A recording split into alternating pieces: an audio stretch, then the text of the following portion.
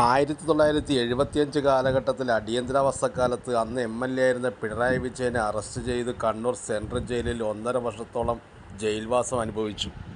അന്ന് പരോൾ ലഭിക്കാൻ വേണ്ടി പിണറായി വിജയൻ എം.എൽ.എ. നൽകിയ അപേക്ഷയുടെ പകർപ്പ് ഇന്നും കണ്ണൂർ ജയിലിൽ പ്രദർശിപ്പിച്ചിട്ടുണ്ട്. അന്ന് നൽകിയ അപേക്ഷയുടെ പൂർണ്ണ രൂപം ഇങ്ങനെയാണ്: from Pinarayi Vijayan MLA. Defendant number 255 central prison Cannanore to the special secretary home S department Trivandrum.